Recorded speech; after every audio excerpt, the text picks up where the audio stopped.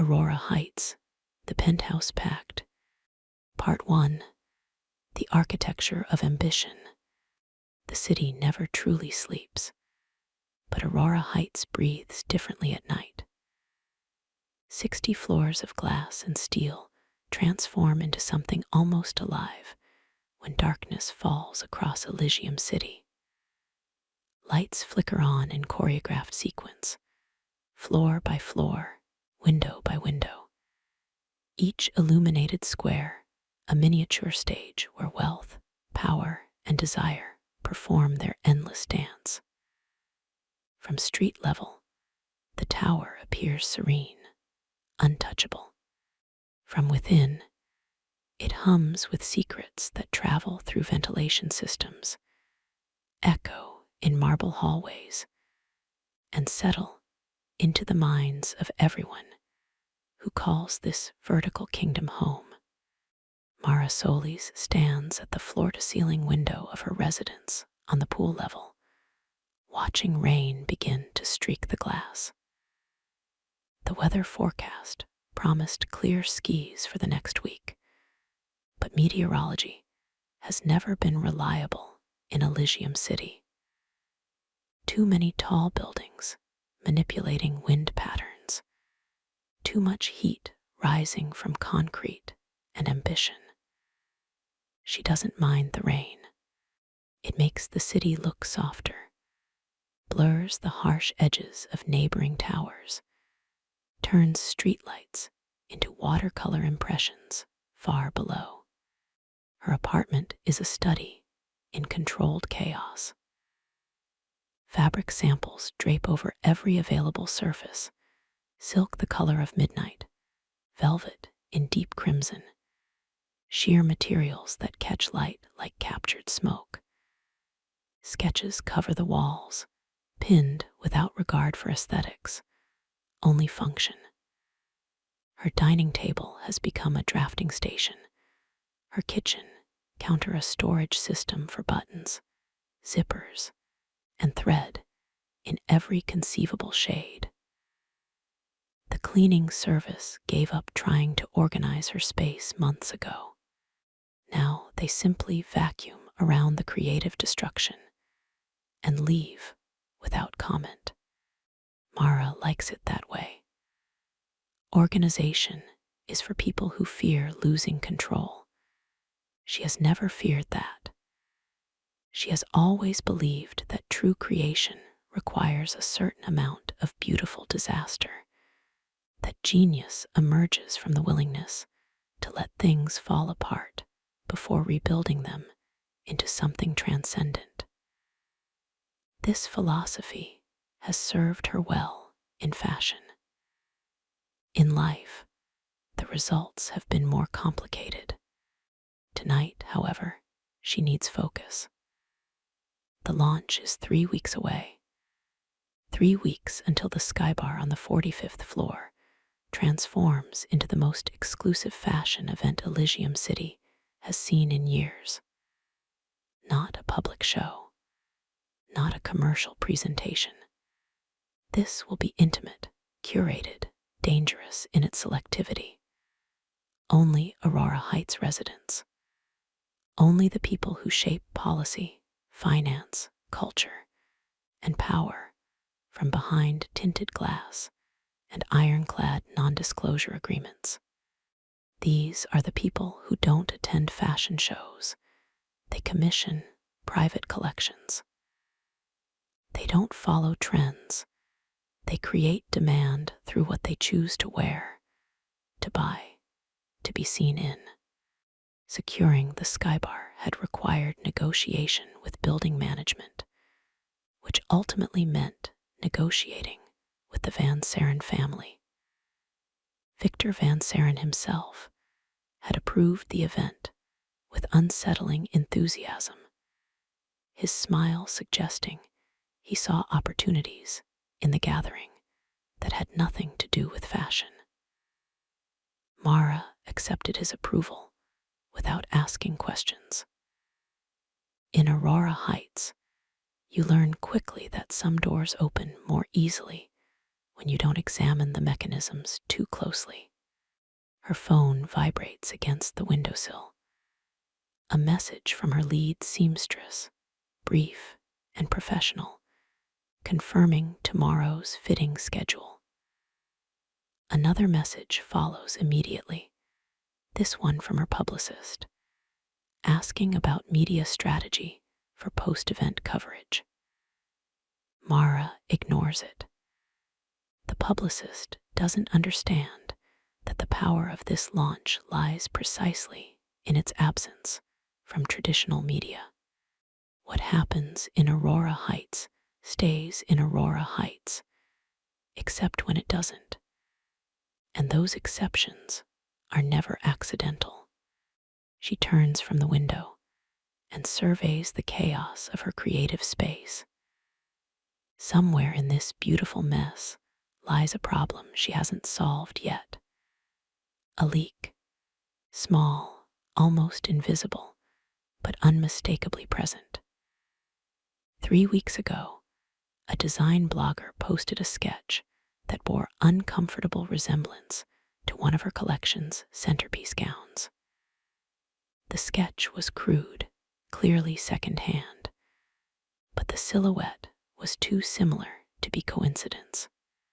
2 weeks ago, a rival designer released a preview collection featuring a color palette nearly identical to the one Mara had been developing in absolute secrecy for 6 months.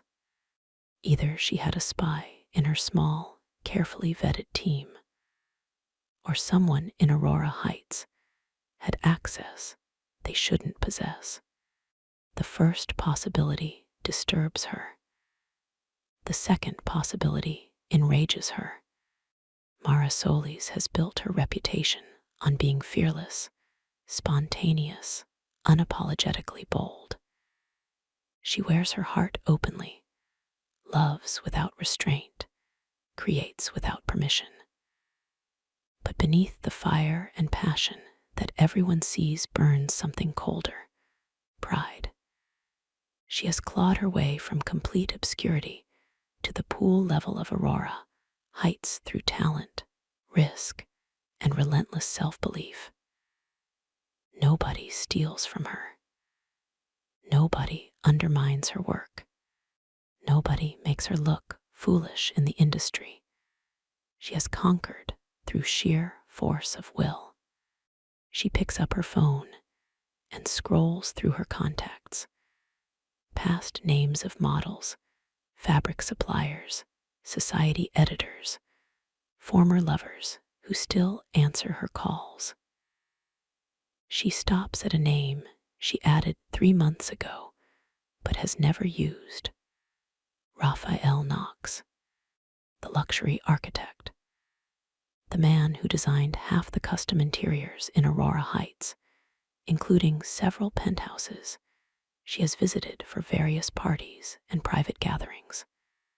She doesn't know him well. They have exchanged perhaps a dozen words total, mostly polite acknowledgments at social functions. But she knows his reputation. Brilliant, obsessive, dangerously charming. A man who treats design like seduction and relationships like projects with expiration dates. Exactly the kind of person Mara usually finds either irresistible or infuriating. Sometimes both. More importantly, she knows he has access. Building schematics, security protocols, the trust of the Van Saren family, who commissioned him for several major renovation projects. If anyone can help her trace the leak, it would be someone who understands the architecture of Aurora Heights, not just as a building, but as a system of power, privacy, and controlled access. She types a message, deletes it, types another. Finally settles on something direct. Need to discuss a security matter. Are you available this week? The response comes faster than expected, almost as if he was already holding his phone, waiting for something interesting to interrupt his evening. Tomorrow night. My studio. 42nd floor. 8 o'clock. No questions. No pleasantries. Just an address and a time. Mara smiles despite herself. She appreciates efficiency, especially from people who don't waste time pretending not to be intrigued. She sets the phone down and returns to the window. The rain is falling harder now, transforming the city into an impressionist painting. Somewhere 42 floors above her, Rafael Knox is probably working late, surrounded by blueprints and architectural models, designing spaces for people who believe beauty can be engineered and privacy can be purchased. Tomorrow night, she will enter one of those spaces. She will ask for help. She will negotiate terms. She will not, under any circumstances, allow herself to be distracted by whatever dangerous charisma the man supposedly possesses. Mara has been distracted before. She has fallen into desire like diving into deep water without checking the depth or the temperature. She has loved impulsively and paid prices that left scars beneath the confidence everyone admires. This time will be different. This time, she needs something more valuable than passion. She needs information, strategy, control. She walks to her drafting table and picks up the sketch of her collection's signature piece, a gown designed to look like liquid smoke, something that appears both solid and ephemeral, strong and fragile, powerful and vulnerable. She has poured everything into this collection. It is not just fashion. It is a statement about transformation, about being underestimated, about revealing strength exactly when the world expects you to break.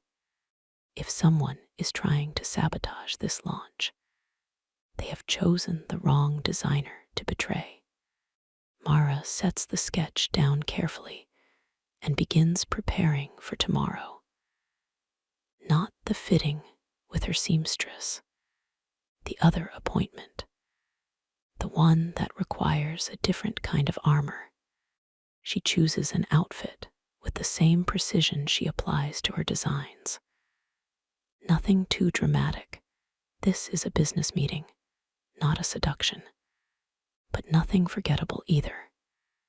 She settles on tailored black trousers that suggest power without aggression, a silk blouse in deep burgundy that catches light like wine, heels that add height without demanding attention.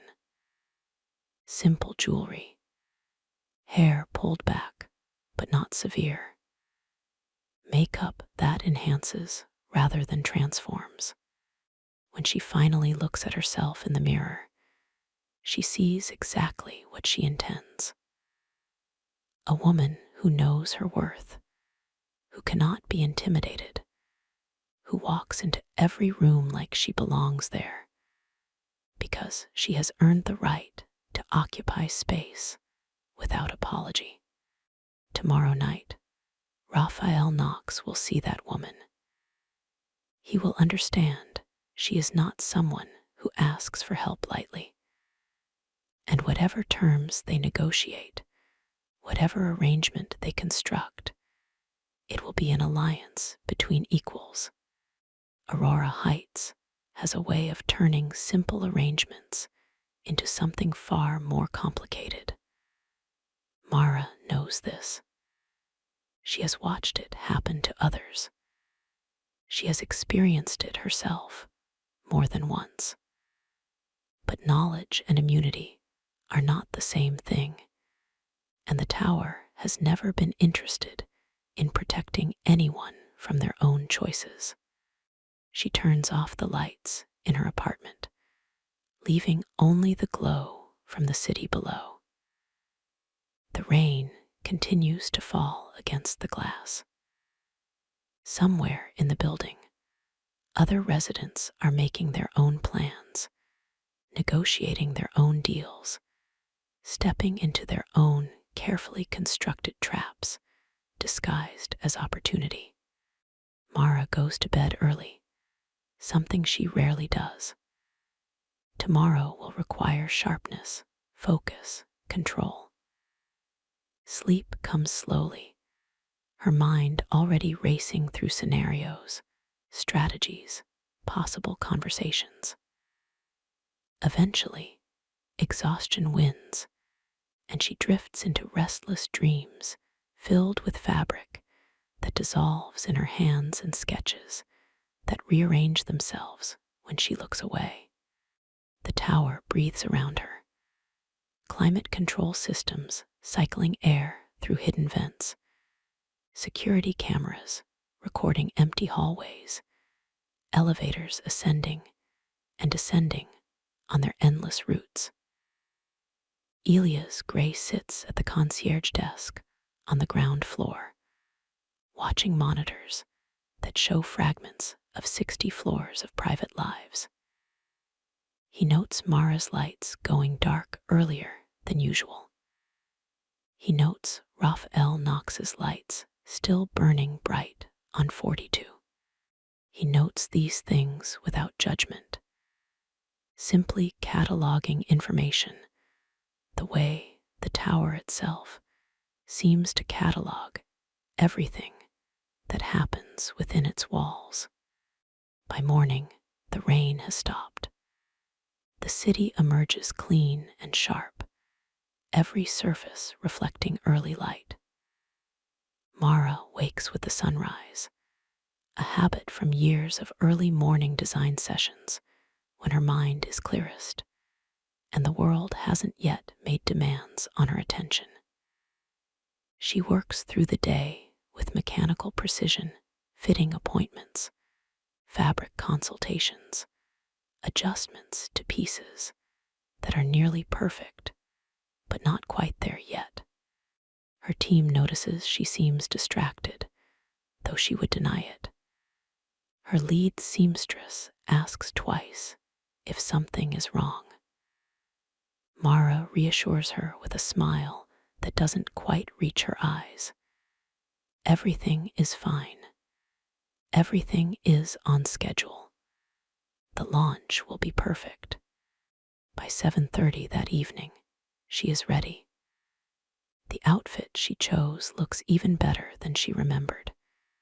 She takes a private elevator up from the pool level, watching the floor numbers climb on the digital display. The elevator is empty except for her and her reflection in the polished steel walls. She studies herself with the critical eye she usually reserves for her designs. Confident, controlled, exactly what she needs to be. The 42nd floor is quieter than the pool level. Fewer residences, more private studios, and specialized spaces. The hallway leading to Raphael's studio is minimalist in design, polished concrete floors, recessed lighting, walls the color of expensive paper. A single door at the end bears no nameplate, only a number in brushed steel, 4206. She knocks once. The door opens almost immediately, as if he was waiting just on the other side. Rafael Knox is exactly as she remembers from their brief previous encounters, but somehow more vivid in close proximity. Tall, lean in the way of people who forget to eat when they are working, dark hair that looks like he has run his hands through it repeatedly throughout the day. He wears black jeans and a white shirt with sleeves rolled to the elbows, an outfit that manages to suggest both casual comfort and deliberate aesthetics. His eyes are the color of expensive whiskey, sharp with intelligence, and something else she can't quite name. Mara Solis, he says, her name sounding different in his voice, like he is testing the weight of it. Exactly on time. I wasn't sure if you would be. I'm unpredictable about most things, she replies, stepping past him into the studio. Time isn't one of them. The space is larger than she expected. Open concept with exposed brick on one wall and floor-to-ceiling windows on another. Drafting tables occupy one corner, each covered with blueprints and architectural drawings. Scale models of buildings populate shelves along the brick wall towers, estates, structures she doesn't recognize, but assumes are either completed projects or ambitious proposals. The lighting is adjustable, currently set to warm and low, creating an atmosphere more intimate than professional. Rafael closes the door and moves to one of the drafting tables, clearing space with efficient movements. You said this was about security. I assume you mean the leak. Mara turns to face him, surprised. You know about that.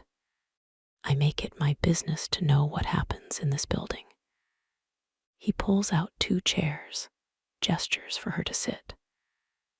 Especially when it involves someone preparing a major event that will bring the tower's most influential residents into one room.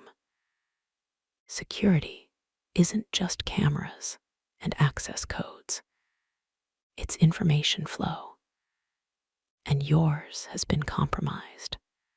She sits, studying him with renewed interest.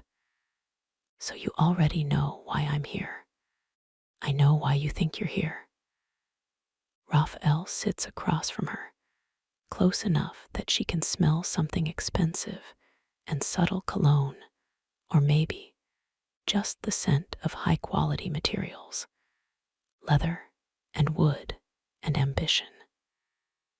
You want me to help you find who is leaking your designs. You think I have access to building security systems and architectural knowledge that could trace the breach. And do you? Yes, he leans back, perfectly relaxed, watching her with those whiskey-colored eyes. But that's not what you actually need. Mara feels a flicker of irritation. She has never enjoyed being told what she needs by someone who barely knows her. Then enlighten me. You need an alliance. Raphael's voice is calm, matter-of-fact, as if he is discussing structural engineering rather than personal strategy. Finding the leak is easy. I could probably identify the source within 48 hours. But that solves an immediate problem without addressing the larger issue. You are preparing to launch the most important collection of your career in a building full of people who view everything as potential leverage. You need more than security. You need visibility with the right kind of power attached to it. And you can provide that. I can provide collaboration. He stands, walks to a shelf, and retrieves a leather portfolio. When he opens it on the table between them, she sees sketches of interior spaces, a penthouse living room, a private library, a bedroom that looks like a temple to aesthetic perfection. I have been commissioned to design 3 new luxury residences in Aurora Heights, top-floor penthouses. The clients are influential, wealthy, and very particular about their privacy. They want spaces that make statements without saying anything directly.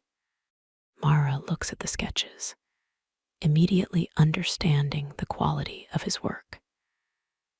The designs are stunning, bold, but not aggressive, luxurious, but not ostentatious. Spaces that would make anyone who entered them feel both powerful and exposed. "What does this have to do with my collection?" she asks, though part of her already sees where this is leading. "Fashion and architecture are the same language," Rafael says, and there is something almost seductive in his certainty. "We both create environments that shape how people feel, how they present themselves, how they move through the world. Your collection is about transformation, about revealing strength through vulnerability. These spaces I'm designing require the same balance. What if we collaborated?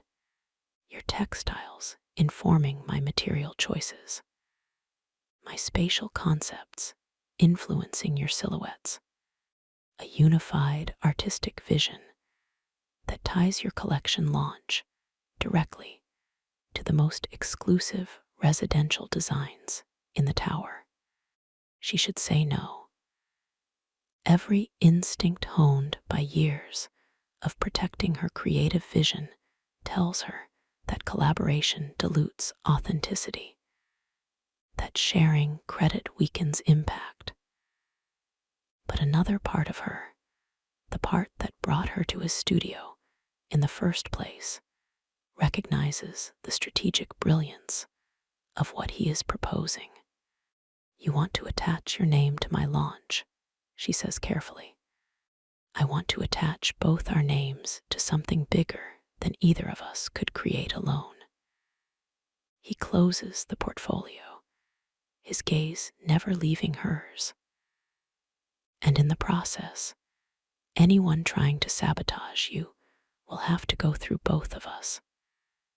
That's significantly more complicated than undermining a single designer, no matter how talented. You're assuming I need protection. I'm assuming you're smart enough to accept a strategic advantage when it's offered." Raphael tilts his head slightly, studying her. "Unless your pride is more important than your success." The words should offend her. Instead, they land like a challenge, and Mara has never walked away from a challenge in her life. "What are the terms?" she asks. "We work together for the next 3 weeks. You have access to my studio, my security contacts, my architectural network in the building. I have input on your collection presentation, and we announce the collaboration publicly the night of the launch. Shared credit, shared visibility, shared risk. And after the launch, we go back to our separate lives." His expression doesn't change, but something shifts in the air between them. "This is business, Mara, not a relationship, not a romance. A calculated alliance designed to benefit both of us professionally. Nothing more." She should be relieved by the clarity. Instead, she feels something closer to disappointment, which is absurd. She came here for help with a security problem, not to pursue attraction to a man whose reputation suggests he treats emotional connections like temporary installations, beautiful while they last, dismantled when the project is complete. "No romance," she repeats, testing the words. "No distractions," Raphael confirms. "We both have too much at stake to complicate this with anything personal." Mara stands, walks to the windows overlooking the city.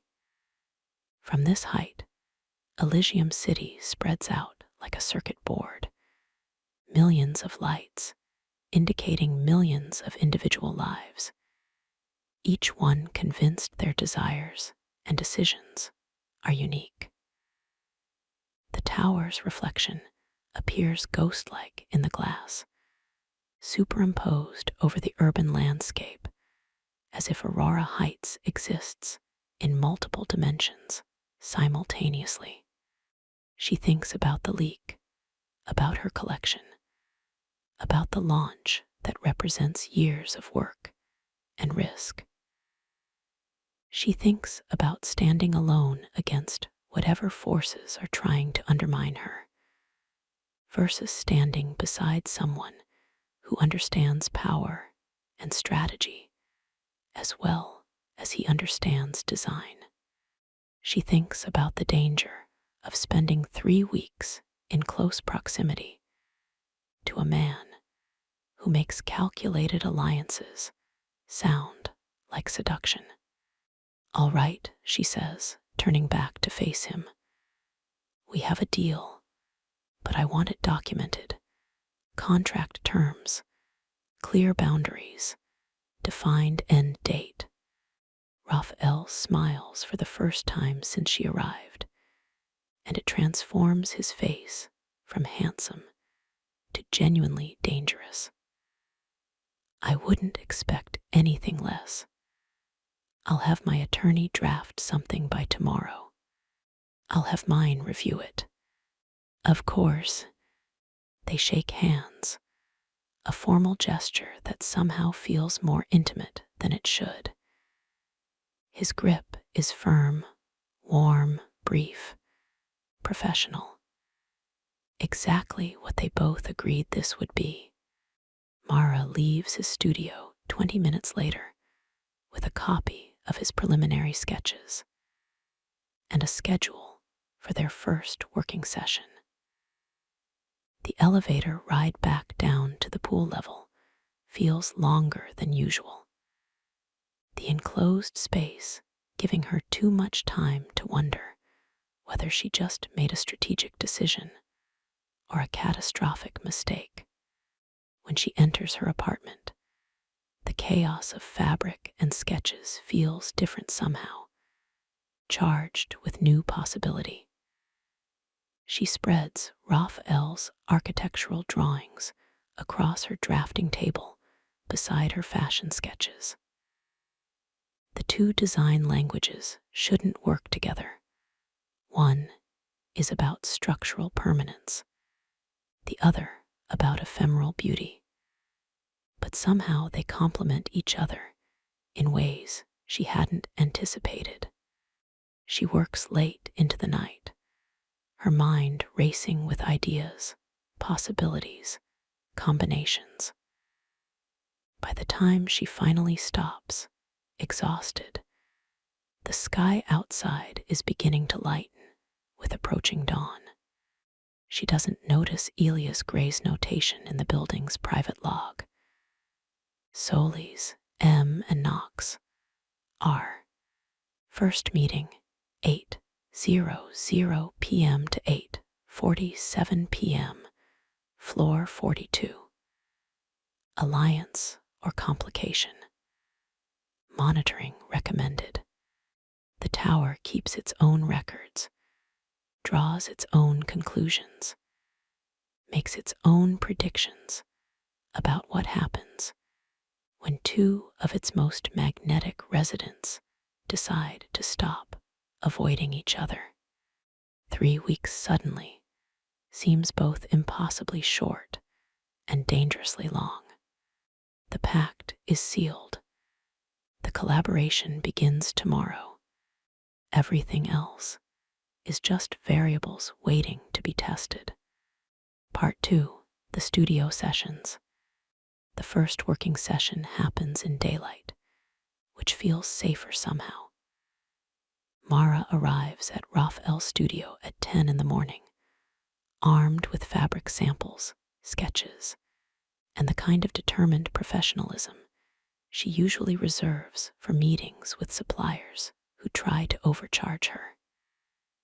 She is dressed carefully again, wide-leg trousers in charcoal gray, a fitted sweater in cream minimal jewelry.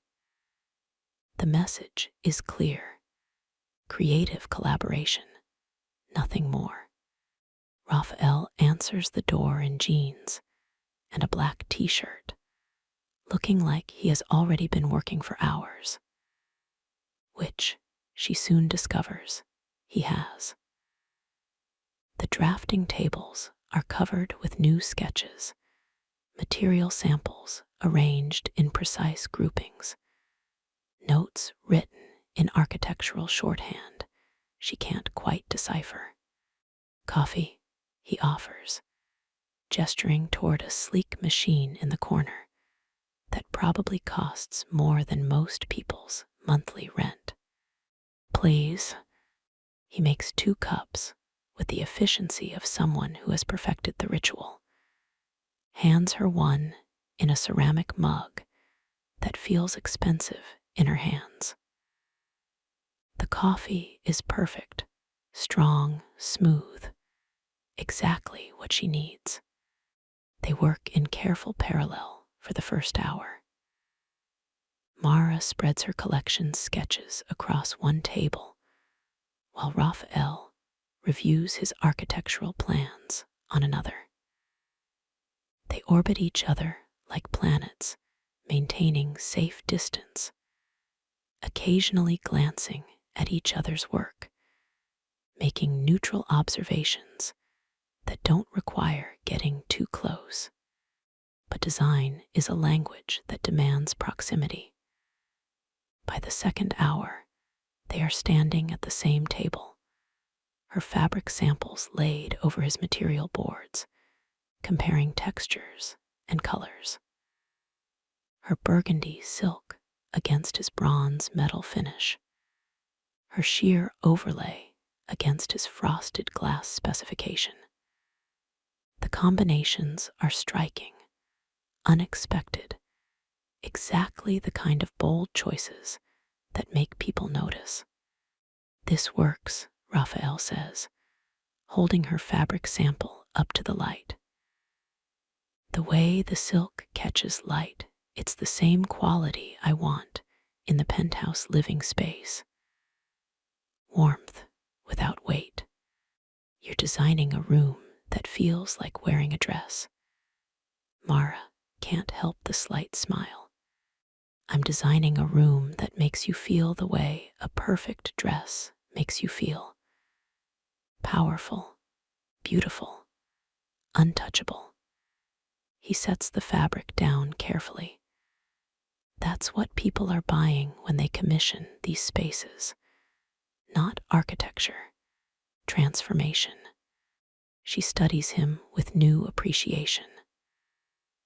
Most architects she has worked with talk about structure, about materials and engineering.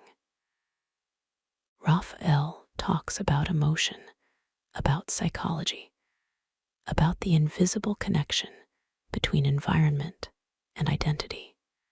Show me the bedroom design, she says. He hesitates for half a second, something flickering across his expression, too quickly to identify. Then he pulls out a different set of sketches, spreads them across the table. The bedroom is stunning. Floor-to-ceiling windows on 2 walls, a platform bed that appears to float above the floor, lighting designed to shift throughout the day from energizing to intimate. But what captures her attention is the textile component. He has specified fabric panels along one wall, something that can be changed seasonally, personally, impulsively.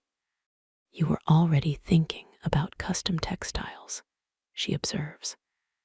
I was thinking about controlled vulnerability. Rafael traces a finger along the sketch's fabric panel notation. The rest of the space is permanent, structural. But this wall, it's personal, changeable. The one element the resident can transform based on mood, season, desire. It's the only place in the room designed for impermanence.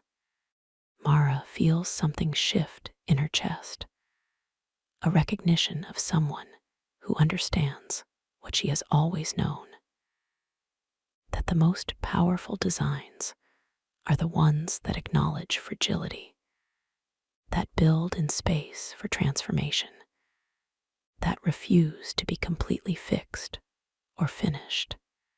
I want to design that wall, she says. I was hoping you would. They spend the next 3 hours in intense collaboration, sketching variations, discussing color theory, debating the psychological impact of different textures. The conversation flows easily, both of them speaking the same aesthetic language, pushing each other toward choices they wouldn't have considered alone. Mara loses track of time, something that rarely happens to her. When she finally checks her phone, it's after 2 in the afternoon, and her assistant has sent 3 increasingly concerned messages about a fitting she completely forgot. I have to go, she says, gathering her materials with reluctant efficiency. Rafael walks her to the door. Tomorrow, same time. Tomorrow, she confirms. In the elevator descending to her floor, Mara replays the session in her mind. Professional, productive, exactly what they agreed to. The fact that she enjoyed it more than she has enjoyed any creative work in months is irrelevant. The fact that she kept noticing small details about him, the way he pushes his hair back when he is thinking, the precise way he handles materials, the rare smile that appears when they solve a design problem together, is equally irrelevant.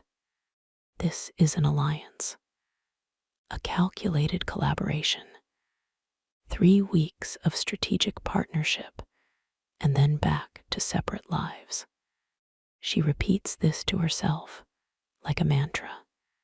The tower, as always, reserves judgment. The second session happens at night. Mara's schedule has been chaotic, fittings running late, a fabric shipment arriving with the wrong dye lot, her publicist demanding updates she doesn't have time to provide. By the time she reaches Rafael's studio, it's after 9, and she is exhausted, frustrated, running on coffee and adrenaline. He takes one look at her and makes an executive decision. We're not working tonight. We have to. The launch is 17 days away. And you're no use to either of us if you collapse from exhaustion. He guides her to one of the chairs, not quite touching her, but close enough that she can feel the warmth of his presence. When did you last eat something that wasn't consumed while standing? She tries to remember, fails. That's what I thought. Rafael moves to a small kitchen area she hadn't noticed before, hidden behind a sliding panel. I don't cook, but I order extremely well. What do you want? I'm not hungry. That wasn't the question. She watches him scroll through his phone with the same decisive confidence he applies to everything else. Surprise me. 20 minutes later, food arrives from a restaurant Mara recognizes as one of the most exclusive in Elysium City, the kind of place where reservations require 3 weeks' notice and connections she doesn't have. Rafael tips the delivery person generously and brings the containers to a table near the windows. "How did you manage this?" she asks, genuinely curious. "I designed the restaurant's interior." He opens containers, revealing dishes that look like edible art. They appreciate repeat business. They eat in surprisingly comfortable silence, the city glittering below them, the studio's warm lighting creating a bubble of intimacy within the larger darkness. Mara feels tension she didn't realize she was carrying begin to release from her shoulders.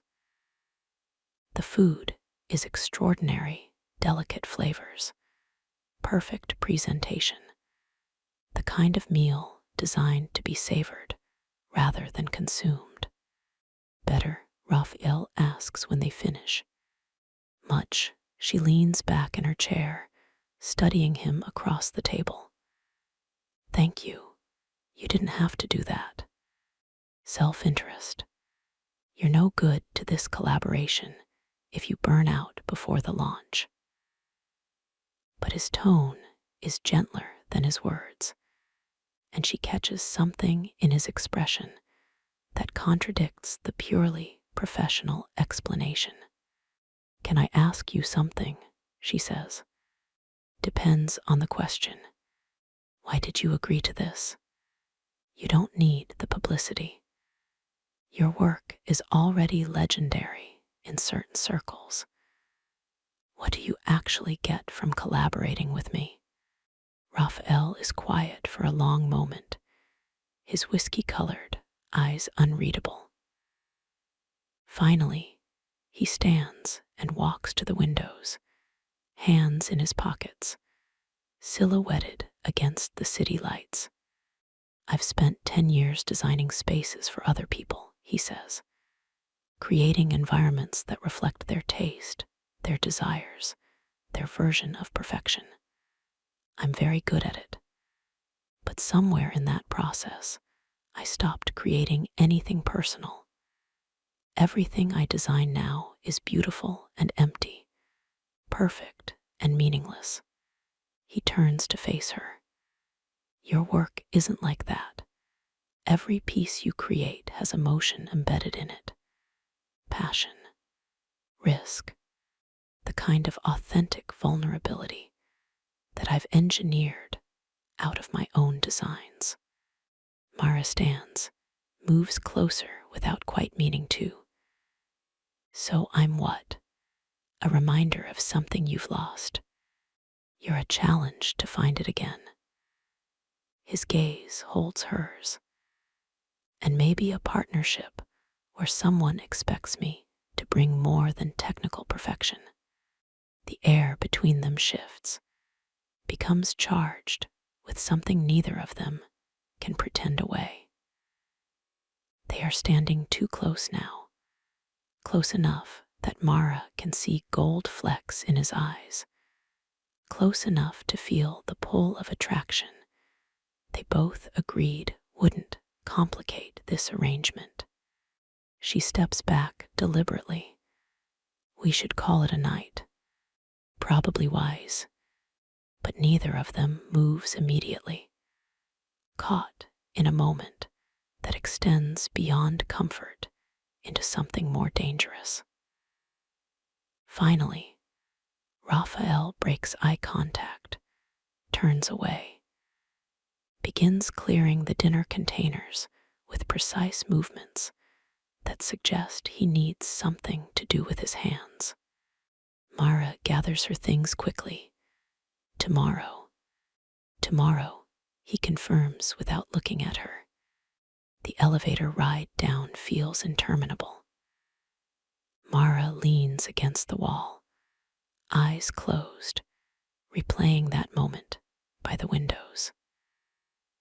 The moment where their carefully constructed professional boundaries revealed themselves to be thinner than either of them pretended.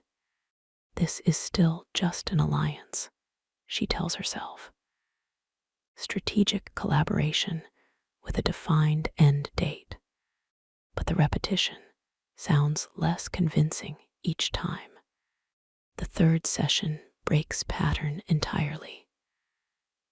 Rafael shows up at her apartment on the pool level without warning, carrying his laptop and a determined expression.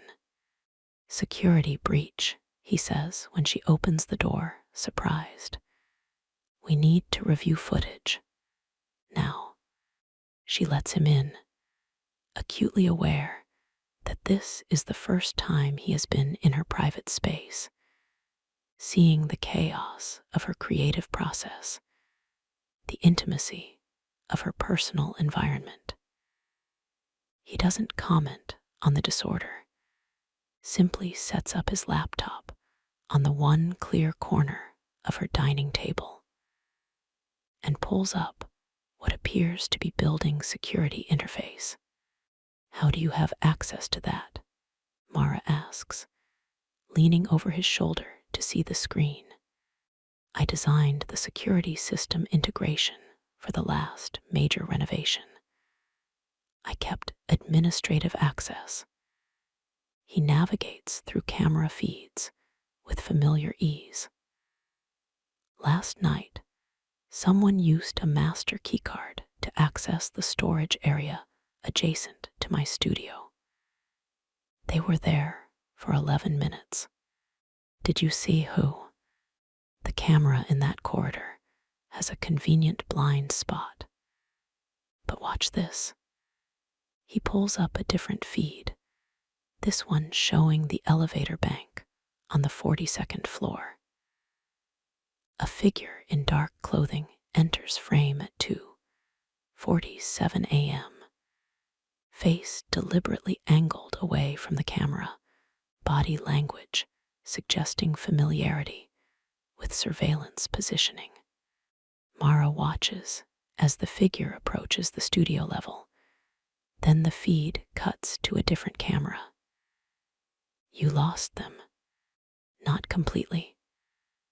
Rafael switches to another view, this one from a camera that appears to be positioned in a private residence across the hall. "I have friends in the building who owe me favors." This is from their doorbell camera. The angle is different, but it catches the figure more clearly for just a few seconds. Dark hair, medium build, moving with the kind of confidence that suggests resident rather than intruder. "Can you identify them?" Mara asks. "Not definitively, but I can narrow it down." Rafael pulls up a spreadsheet that makes Mara's eyes widen. "I've been tracking movement patterns on the upper floors for the past month. Access logs, elevator usage, delivery schedules. There are 17 residents with both the access capability and the timing to match this intrusion. That's still a lot of suspects, which is why we're going to set a trap." He turns to look at her, and in the lamplight of her apartment, his features appear sharper, more intense. "I'm going to leave specific documents visible in my studio. Design modifications that appear to reveal details about your collection launch. We'll monitor who accesses that information and where it appears next. You're using your own work as bait. I'm using a controlled leak to identify an uncontrolled one." He stands, begins packing her small living room with barely contained energy. But it means working odd hours for the next few days. Late nights when foot traffic is minimal. Security patterns are most visible when everyone else is supposed to be asleep. Mara understands what he is really saying. More time together, more proximity, more opportunities for the professional boundaries they've established to erode under the pressure of shared purpose and increasing attraction. "When do we start?" she asks. "Tonight, midnight. We'll plant the first set of documents and monitor response." She should say this is moving too fast, that they need to think through implications, that working together in the middle of the night is exactly the kind of scenario they should avoid. Instead, she nods. "I'll meet you there at midnight." Rafael leaves, and Mara spends the intervening hours trying to work, but mostly thinking about the spreadsheet she glimpsed on his laptop. He hasn't just been helping her casually. He has been conducting a full investigation, tracking patterns, building a comprehensive analysis of potential threats. The level of commitment goes far beyond what their professional arrangement requires. Either he is more invested in protecting the collaboration than he admits, or he is more invested in protecting her. Both possibilities are dangerous. At 11:45, she takes the elevator up to 42. The building is quiet at this hour, most residents asleep, or at least behind closed doors. The hallway to Raphael's studio feels longer in the silence, her footsteps muted by expensive carpeting. He is waiting when she arrives, the studio lit only by desk lamps and the ambient glow of the city beyond the windows. He has changed into dark jeans and a black sweater, as if dressing for the covert nature of their task. "Ready?" he asks. "Ready." They work in quiet coordination, Raphael positioning documents on his drafting table, while Mara photographs the exact placement for later verification. The documents are convincing fakes, detailed enough to seem valuable, incomplete enough to demand follow-up investigation. Raphael has thought through every element, creating bait sophisticated enough to catch someone with real knowledge of design and building systems. By 2 a.m, the trap is set. Raphael activates motion sensors he installed in secret locations, sets up monitoring software that will track any access to the documents. Then there is nothing to do but wait. They sit by the windows, sharing coffee from Raphael's expensive machine, watching the city sleep. This time of night, even Elysium City grows quiet, traffic thinning, to occasional taxis and late-night travelers. The tower feels different in these hours, more intimate, as if the building itself has let its guard down. "Can I ask you something personal?" Mara says, breaking the comfortable silence. Raphael glances at her. "You can ask. I might not answer." "Why Aurora Heights? You could live anywhere, work anywhere. Why here?" He is quiet long enough that she thinks he might not respond. Then, "Because it's the only place in Elysium City where privacy and visibility coexist. You can be completely anonymous or absolutely prominent, depending on what you need in any given moment. That flexibility is worth more than any amount of luxury. Are you hiding from something? Aren't we all?" He meets her eyes. "You came to this building for the same reason everyone does, not for the amenities or the address. for the possibility of being someone different than who you were before. Aurora Heights doesn't judge transformation, it facilitates it. Mara recognizes truth when she hears it. She came to this tower to escape a past version of herself, the struggling designer working out of a cramped studio in the wrong part of town. The woman whose talent was undeniable, but whose background was always visible, always limiting. Aurora Heights offered her the opportunity to simply be Mara Solis, fashion designer. No qualifiers or apologies required. What about you? Rafael asks. What are you transforming from? Invisibility, she answers honestly. I spent years creating beautiful things that other people took credit for, working for designers who put their names on my work. I came here to stop being someone's ghost. You succeeded. Most days.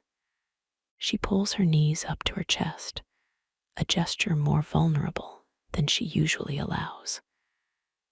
But sometimes, I still feel like I'm performing being the person everyone thinks I am. Confident, fearless, the woman who never doubts. Everyone doubts, Rafael says quietly. The difference is whether you let doubt control you or just acknowledge it and move forward anyway. They talk through the night, the conversation drifting from personal to professional and back again with easy fluidity. Mara learns that Rafael grew up in a family of engineers who viewed architecture as applied mathematics rather than art, that he taught himself design through obsessive study of buildings he could never afford to enter, that his first major commission came from pure audacity. He redesigned a wealthy client's space without permission and presented the plans as a fait accompli. The client was so impressed by his nerve and vision that she hired him on the spot. Rafael learns that Mara's first fashion show was literally in a parking garage, that she sewed every piece herself over 6 months while working 3 other jobs, that the only attendees were friends and local bloggers. But one of those bloggers had connections that led to connections that eventually led to Aurora Heights. By the time the sky begins to lighten, they have shared more than Mara shares with most people she has known for years. The conversation has stripped away professional veneer, revealing the ambitious, uncertain, determined people beneath the polished exteriors. Rafael's monitoring software chimes softly. Someone has entered the studio corridor. They move quickly, pulling up security feeds on his laptop. A figure appears on camera, approaching the studio door. This time, the angle is better. They can see dark hair, expensive athletic wear, the kind of purposeful movement that suggests legitimate access rather than break-in. The figure produces a keycard, swipes it at the door. The lock disengages. That's a resident card, Rafael says, zooming in on the device. Not maintenance, not security. Someone who lives here. They watch as the figure enters the studio, moves directly to the drafting table where the bait documents are positioned. A small flashlight illuminates the papers. The figure takes photographs with a phone, quick and efficient, clearly experienced with this exact kind of theft. "Can you get a face?" Mara whispers, though there is no way the person can hear them. Rafael adjusts the camera angle, enhances the image. For just a moment, the figure's face is visible in the reflected light from the phone screen. Mara's breath catches. "I know them." "Who?" She identifies the figure as a resident from the 38th floor, someone she has seen at tower social events, someone who smiled at her in elevators and made polite small talk at the Sky Bar. Someone she would never have suspected. "Why would they steal my designs?" she asks, more to herself than Raphael. "Not a competitor, a collector." Raphael's voice is grim. "Some people in this building treat exclusive information like art. They acquire it, trade it, use it for social leverage. Your collection isn't being sabotaged for commercial reasons. It's being stolen for status."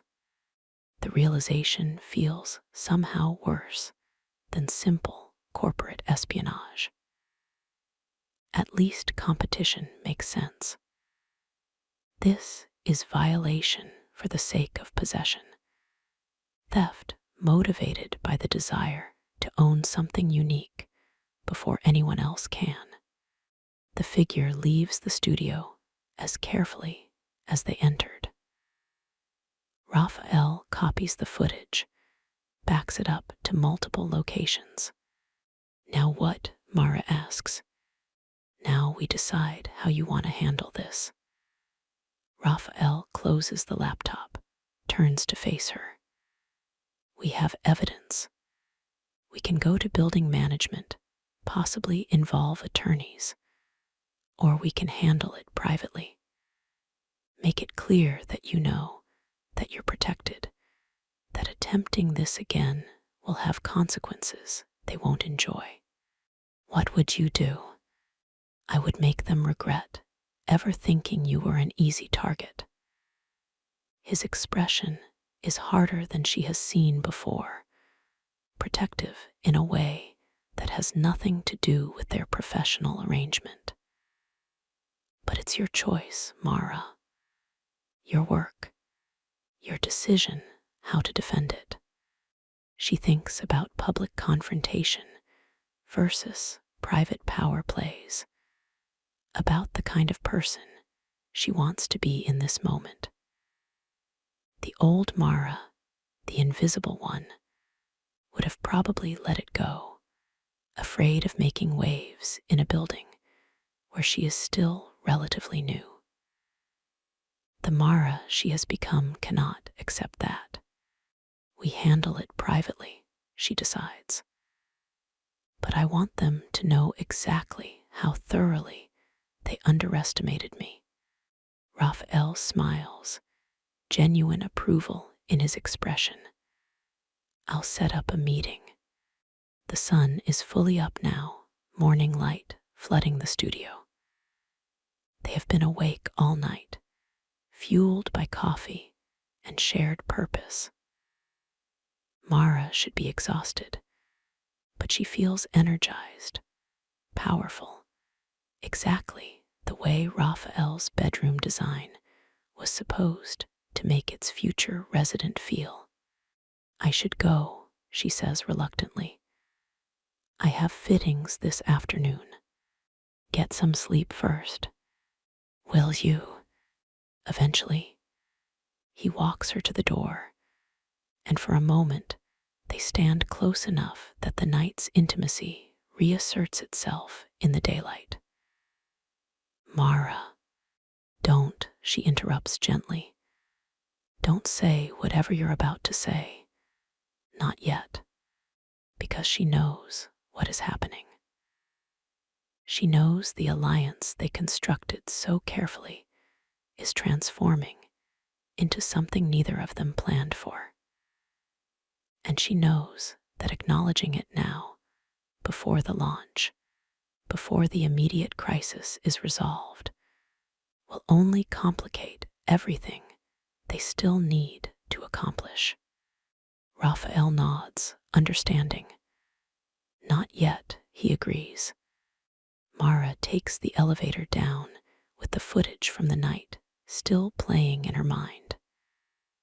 Not the theft, the other moments, the conversation by the windows, the shared coffee at dawn, the way Rafael looked at her when she made her decision about how to respond to betrayal. 3 weeks suddenly seems both impossibly short and dangerously long.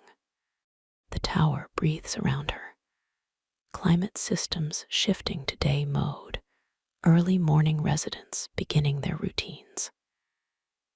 Elia's gray changes shift at the concierge desk, nodding the time Mara returns to her floor.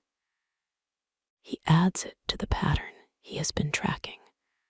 Solis and Knox, increasingly irregular hours, increasing proximity, the trajectory of an alliance becoming something more. He makes no judgment. The tower simply observes and waits. Everyone who lives in Aurora Heights eventually faces the same question. What are you willing to risk for what you desire? Mara is beginning to understand her answer, and the calculation is more complicated than she ever imagined. Part 3, the confrontation. The meeting happens 3 days later, arranged with the kind of careful formality that only occurs when all parties involved understand they are engaged in civilized warfare. Rafael coordinates the details through building management, requesting a private conference room on the neutral territory of the 25th floor. The space is elegant and impersonal, designed for exactly this kind of controlled confrontation. Floor-to-ceiling windows overlooking the city, a polished table that seats 12, but will host only 4 minimal decoration to avoid distraction. Mara arrives first, wearing a power suit in midnight blue that makes her look both untouchable and absolutely in command. She has chosen her armor carefully. Laubautin heels that add 3 inches to her height, minimal jewelry, except for earrings that catch light with every movement. Hair pulled back in a style that reveals rather than softens her expression. This is not the passionate artist.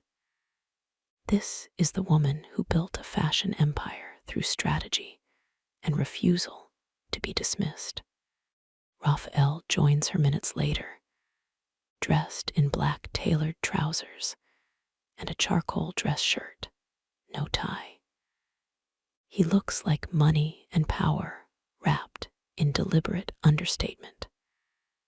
When their eyes meet across the conference room, something passes between them: solidarity, shared purpose, attraction they are still pretending to ignore. Ready? He asks quietly. Absolutely. The resident from the 38th floor arrives precisely on time, accompanied by an attorney who looks expensive and slightly annoyed to be involved in what they clearly view as a minor dispute. The resident, Marcus Chen, Mara has learned, a hedge fund manager with a reputation for collecting exclusive information. The way others collect art maintains an expression of polite confusion, as if he genuinely has no idea why this meeting was requested. They all take seats. Rafael opens his laptop without preamble. 3 days ago, at approximately 5:40 a.m., you entered my studio using a resident access card. Rafael's voice is perfectly calm, almost conversational. You photographed documents on my drafting table that contained proprietary design information related to Ms. Solis's upcoming collection launch. This was the fourth such unauthorized entry in the past 6 weeks. He rotates the laptop, showing the security footage in crisp detail. Marcus's face clearly visible. The photography of documents unmistakable. Marcus's attorney leans forward. That footage could be fabricated. Building security has been compromised before. True, Rafael agrees. Which is why I also have corroborating evidence from 3 independent camera systems, biometric access logs that match your client's entry card to the exact timestamps, and digital forensics from the photographs themselves, which were uploaded to a cloud storage account registered to your client within minutes of the unauthorized entry. The attorney's expression tightens. Mara watches Marcus carefully, seeing the calculation happening behind his eyes. He is weighing options, considering exit strategies, trying to determine how much damage control this situation requires. What do you want? Marcus asks finally, abandoning the pretense of innocence. Acknowledgement, Mara says, speaking for the first time. I want you to understand exactly what you stole and why it matters. These weren't just designs. They represent 2 years of work, personal investment, creative risk that you cannot possibly value because you have never created anything original in your life. You collect exclusive information because it makes you feel powerful, but you're just a parasite feeding on other people's talent. The words land with precisely calibrated impact. Marcus's jaw tightens, but he doesn't respond.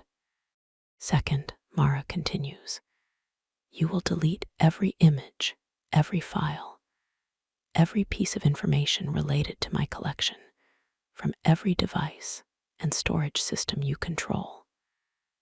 We will verify compliance through digital forensics.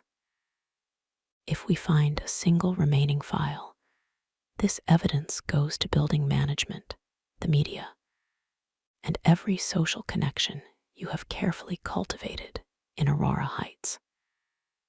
Your reputation as someone trustworthy with exclusive information will be destroyed. That's extortion, the attorney says. That's consequences, Rafael counters. Your client violated resident privacy agreements, committed corporate espionage, and damaged Ms. Solis's professional interests through theft. We are offering a private resolution instead of a public lawsuit. I suggest you accept it.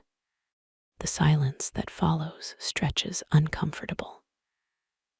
Mara can hear the climate control system, the distant sound of traffic 42 floors below, the subtle hum of Rafael's laptop. She keeps her expression neutral, but inside, her heart is racing. This is the moment where Marcus either capitulates or escalates, and she genuinely doesn't know which he will choose. Finally, Marcus speaks directly to her, ignoring his attorney's restraining hand on his arm. You're right.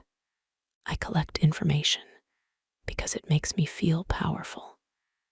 Do you want to know why? Because people like you and Rafael exist in this building, like you own it.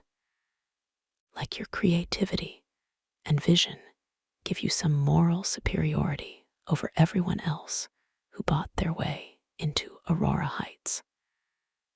I wanted to prove that talent is just another commodity, that your precious designs could be acquired and traded like everything else. And did it work? Mara asks quietly. Do you feel powerful now? Marcus holds her gaze for a long moment. Whatever he sees in her expression makes something shift in his own. No, he admits. I feel exactly as empty as I did before.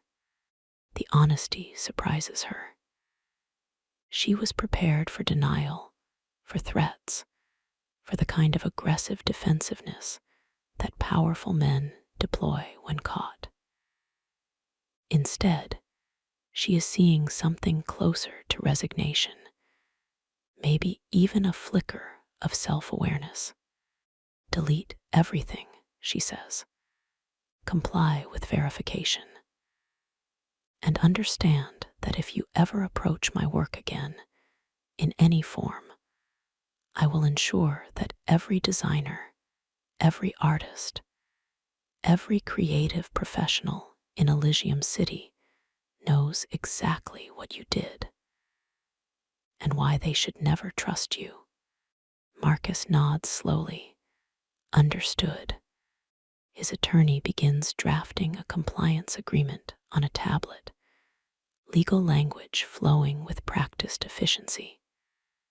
Within 20 minutes, the document is complete, signed electronically by all parties, backed up to secure servers.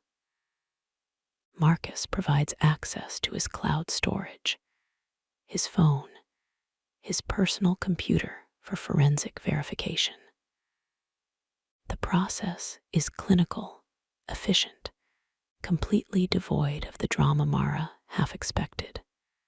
When it's finished, Marcus stands to leave. At the door, he pauses. For what it's worth, your collection is extraordinary. The pieces I saw, even in incomplete sketches, were unlike anything I've seen in contemporary fashion. You didn't need my theft to make them valuable. They already were. Then he is gone, his attorney following with a briefcase full of documentation that ensures his silence. Mara and Rafael remain in the conference room, the adrenaline of confrontation slowly dissipating. She feels wrung out, exhausted, relieved, and strangely unsatisfied. She thought confronting her thief would feel more victorious. Instead, it just feels necessary and sad. You did well, Rafael says, closing his laptop. I didn't expect him to be honest. Neither did I, but it doesn't change what he did. No, Mara stands, walks to the windows overlooking the city. From this height, Elysium City looks almost peaceful, the chaos and competition invisible from a distance. Thank you for everything. The investigation, the evidence, the backup. I couldn't have done this without you. Rafael joins her at the window, standing close enough that she can feel the warmth radiating from him. We did it together. That was the agreement. The agreement was collaboration on design. This went beyond that. So it did. He turns to look at her, and his expression is unguarded in a way she hasn't seen before.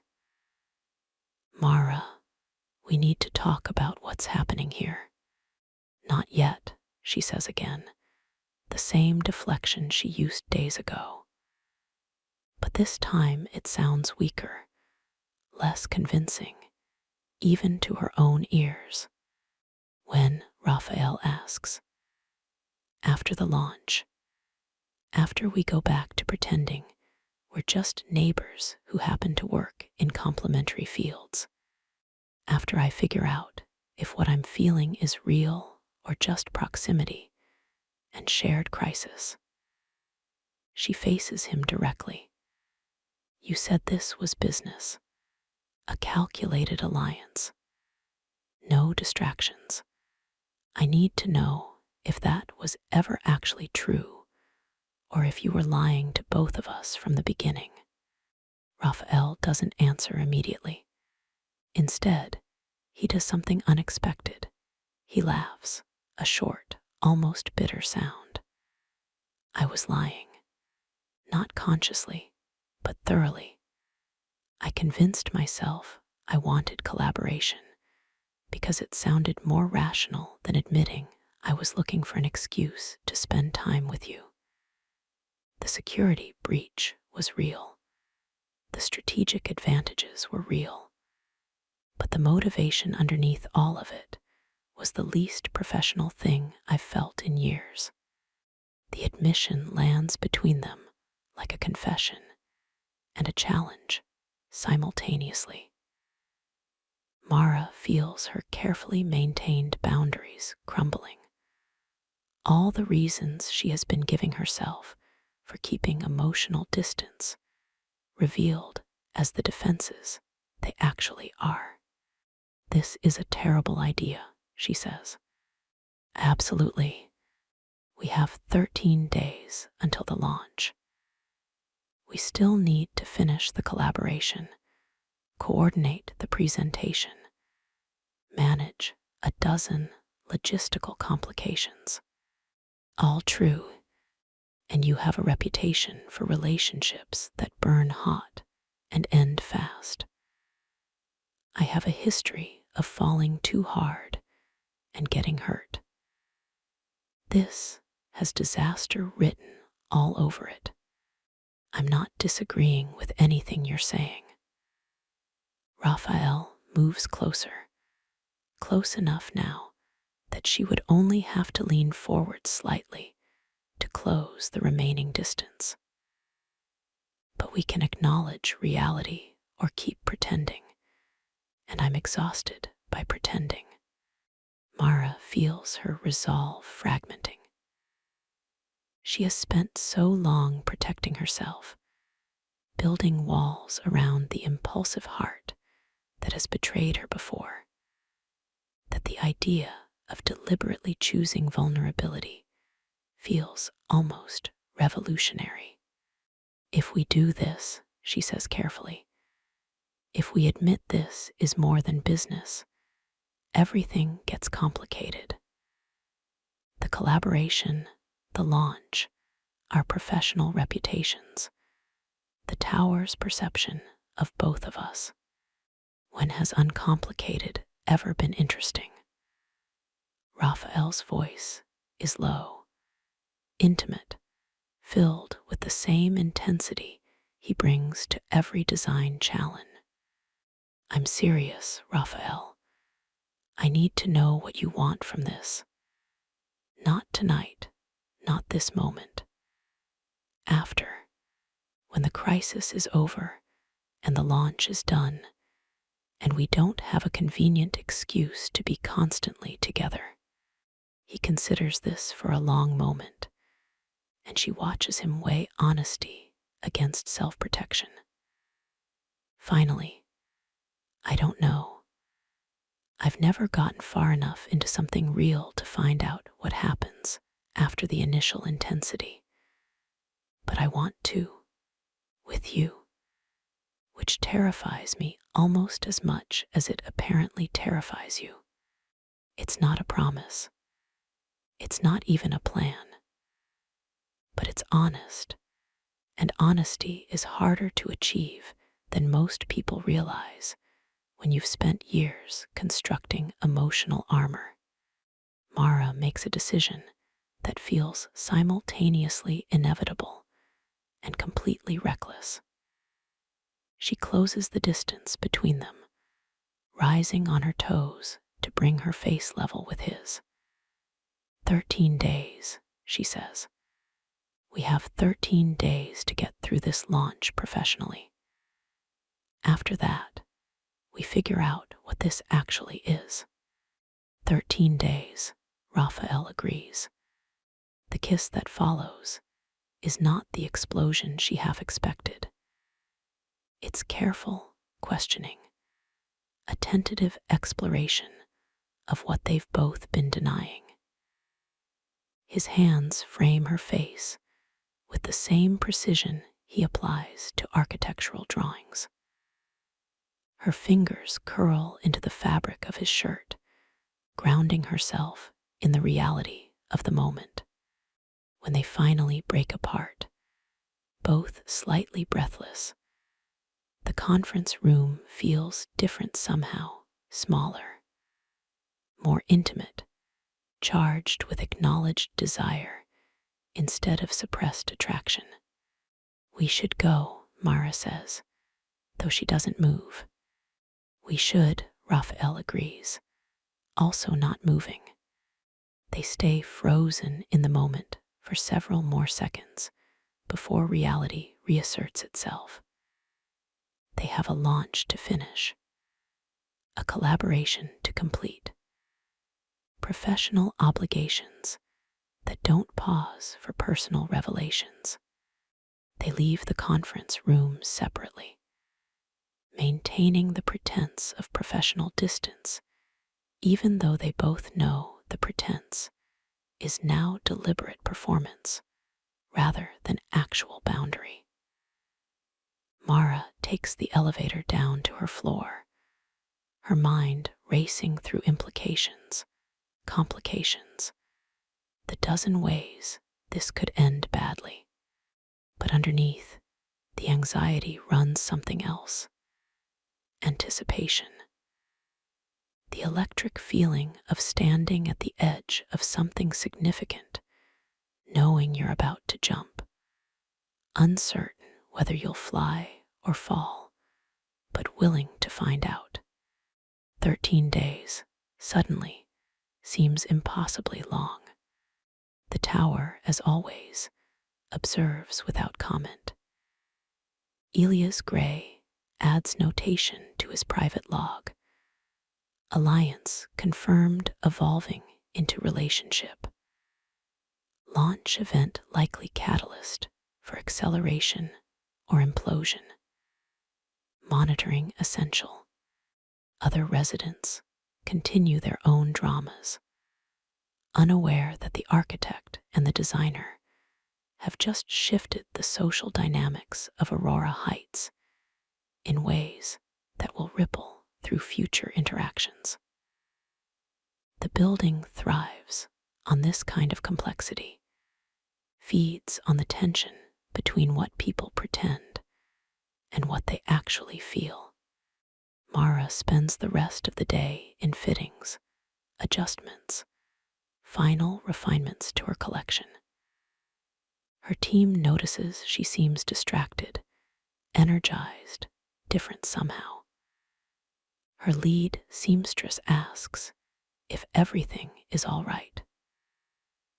Mara reassures her with a smile that is more genuine than any she has offered in weeks. Everything is complicated. Everything is uncertain. Everything is exactly as precarious as she feared, and she has never felt more alive. Part 4, the convergence. The days blur together in a cascade of controlled chaos. Mara's collection comes together piece by piece, each garment a small miracle of design and construction. Her team works extended hours, the pool-level apartment transforming into a workshop that never quite sleeps. Rafael continues his architectural projects while maintaining their nightly sessions, design collaboration, bleeding seamlessly into conversations that have nothing to do with work.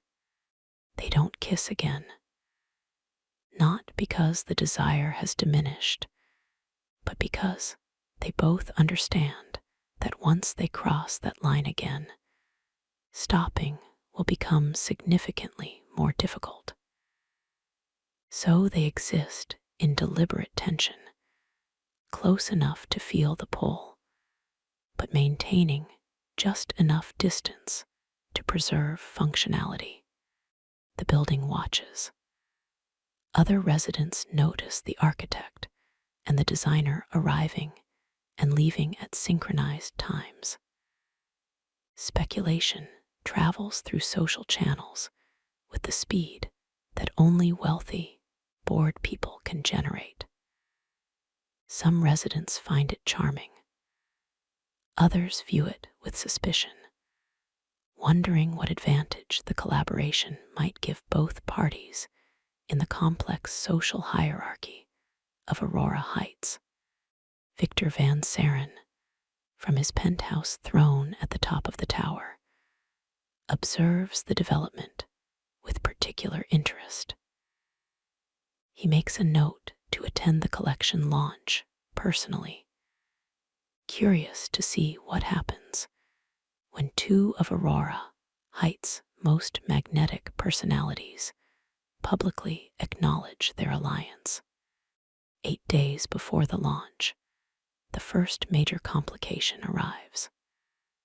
Mara's lead seamstress calls at 6 a.m, voice tight, with barely controlled panic.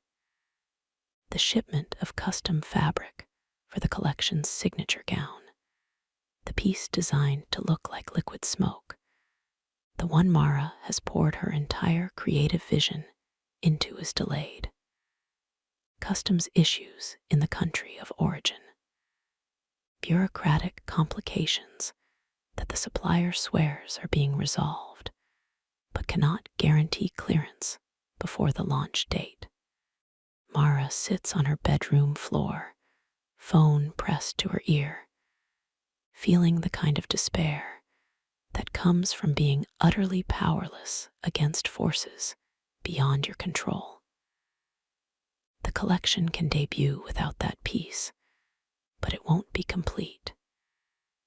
It will be good, but not transcendent, impressive, but not legendary. She calls Rafael without thinking, muscle memory overriding professional distance. He answers on the second ring. What's wrong? She explains the situation, hears him moving around on his end of the call, already problem solving before she finishes speaking. Come up to my studio, he says. I have an idea. 20 minutes later, she's standing in his space while he pulls out material samples she has never seen before. Specialty textiles he has collected over years of architectural projects, fabrics designed for purposes that have nothing to do with fashion.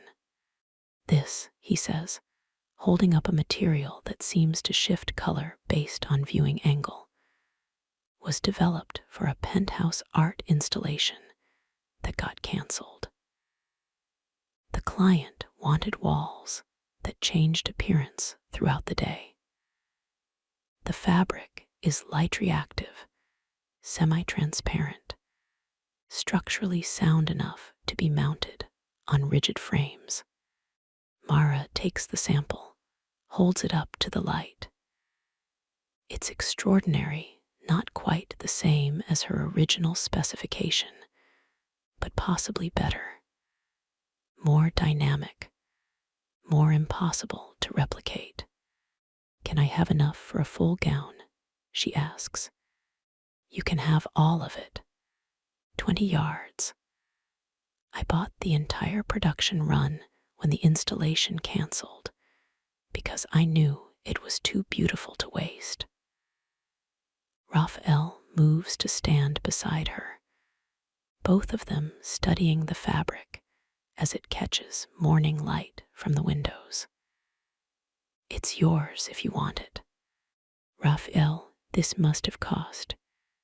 It cost exactly what I was willing to pay for something I believed in. Now, I'm investing it in something I believe in more. He meets her eyes. Your vision, Mara. That gown you sketched. This fabric will make it real. She doesn't cry easily, but tears threaten at the edges of her vision. Not from relief, though she feels that. From the realization that someone believes in her work enough to sacrifice something valuable without hesitation, without negotiation, without expecting anything in return. Thank you, she manages. Partners, he says simply. That's what we agreed to be. They spend the day adapting the design to work with the new fabric. The material behaves differently than traditional textiles, requires different construction techniques, demands new approaches to draping and structure. But by evening, they have a modified pattern that will work, that might actually exceed the original vision. Mara's seamstress arrives to collect the fabric, eyes widening when she sees the quality and uniqueness of the material. This is going to be incredible, she breathes. It already is, Mara replies. We're just making it visible. 5 days before the launch, the second complication emerges. Building management contacts Rafael with concerns about the Skybar event. Capacity issues, insurance requirements, unexpected complications with the liquor license for the private event. The subtext is clear. Someone with influence has been creating obstacles, making the launch unnecessarily difficult. Rafael requests a meeting with Victor Van Saren directly. It happens in Victor's penthouse, a space so ostentatiously luxurious it borders on parody. Victor receives Rafael with the kind of casual dominance that comes from never having to question your own authority. I understand we have some concerns about the Skybar event, Rafael says, declining the offered seat, keeping the interaction standing and brief. Not concerns exactly. Victor's smile doesn't reach his eyes, just prudent questions about liability, safety, appropriate use of building amenities. Questions that have never been raised for any previous private event in that space. Perhaps previous events didn't attract quite so much attention. Victor moves to the floor-to-ceiling windows, looking out over the city he believes he controls. Aurora Heights has a reputation to maintain. We can't have every resident turning our social spaces into personal promotional opportunities. This isn't promotion. It's a private collection debut for residents only. Yes, Mara has been very clear about the exclusive nature of the event, which makes one wonder why so much effort for such a limited audience. Victor turns back to Rafael. Unless the exclusivity is itself the message, a demonstration that she and by extension, you have achieved a certain status in the building's social hierarchy. Rafael understands the subtext. Victor sees the collaboration as a potential challenge to his own influence, a partnership between two residents with growing prominence that might shift power dynamics within Aurora Heights. The event will proceed as planned, Rafael says calmly. All insurance requirements have been met. All licenses are valid. If you create additional obstacles, I will ensure that every resident in this building understands exactly why their access to private events is being arbitrarily restricted by building management. That sounds like a threat. That's a promise of transparency. Rafael moves toward the door. I've designed enough of this building to understand how it actually functions, Victor. The power you think you have is more fragile than you realize. I suggest you remember that before making this personal. The meeting ends with polite tension, both men understanding that lines have been drawn. Rafael returns to his studio and immediately begins documenting the entire interaction, creating a paper trail that will protect both himself and Mara if Victor decides to escalate. But Victor, for all his arrogance, is not stupid. The obstacles quietly disappear. The Skybar event receives full building approval. Whatever game he was playing, he decides it's not worth the exposure Rafael threatened. 3 days before the launch, Mara and Rafael work through the night, doing final preparations. The collection is complete, each piece more extraordinary than she dared hope. The architectural integration Rafael designed for the Skybar presentation is stunning. Lighting that will make the garments appear to float in space, fabric panels that echo the designs of the clothes, a spatial arrangement that will make every guest feel like they've entered an art installation rather than a fashion show. They take a break at 3 in the morning, exhausted but too wired to sleep. Rafael orders food from the restaurant that owes him favors. They eat sitting on the floor of his studio, backs against the wall, shoulders touching in companionable closeness. After this is over, Mara says quietly, "What happens to us?" Rafael is silent for a moment. "I don't know, but I want to find out. If you do." "I'm terrified." "Good, that means it matters." She turns to look at him, this man who has somehow become essential to her in just a few weeks. "I have a terrible track record with relationships. I fall too hard, too fast. I invest everything and then get destroyed when it doesn't work out." "I have the opposite problem," Rafael admits. "I keep everything surface level. Intense, but temporary. I've never figured out how to let something matter without immediately planning its expiration date. So we're both disasters. Complementary disasters." He takes her hand, the gesture simple but weighted with meaning. "Maybe that's enough to start with." Mara intertwines her fingers with his, feels the calluses from years of working with his hands, the strength tempered by surprising gentleness. 13 days, we said. The pact expires after the launch. New pact, Rafael suggests. We try. Actually try. No predetermined ending. No safety exits. We see what happens when two people who are terrible at relationships decide to be terrible at it together. She laughs despite the seriousness of the moment.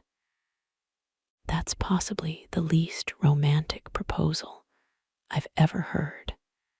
Good thing I'm an architect, not a poet. Good thing I appreciate honesty more than poetry. They finish eating in comfortable silence, the kind that only exists between people who have moved past the need to fill every quiet moment with conversation. The city glitters beyond the windows, oblivious to the small revolution happening in Rafael's studio. By dawn, they've returned to work. There's still too much to do, too many details to finalize. But something has shifted. The collaboration that began as strategy has transformed into genuine partnership. The attraction they tried to deny has become acknowledged desire with intention behind it. The day before the launch arrives with terrifying speed. Mara's team moves the entire collection to a secure storage room adjacent to the skybar. Rafael does final checks on the lighting, the spatial arrangement, the dozens of technical details that will make the presentation seamless. They see each other only in passing, logistics demanding different locations, different focuses. But every time their paths cross, something passes between them, a look, a brief touch, acknowledgement of what waits on the other side of tomorrow night. Elias Gray watches the preparations from his concierge desk, noting the controlled chaos, the way staff members move with purpose and carefully managed stress. He has seen enough events in Aurora Heights to recognize when something significant is about to happen. This launch has already generated more internal buzz than most external galas. The fact that it's resident only makes it more intriguing, more valuable, more dangerous in its potential for social recalibration. He makes his final notation: launch event, catalyst pending, multiple trajectories possible. Recommend close observation.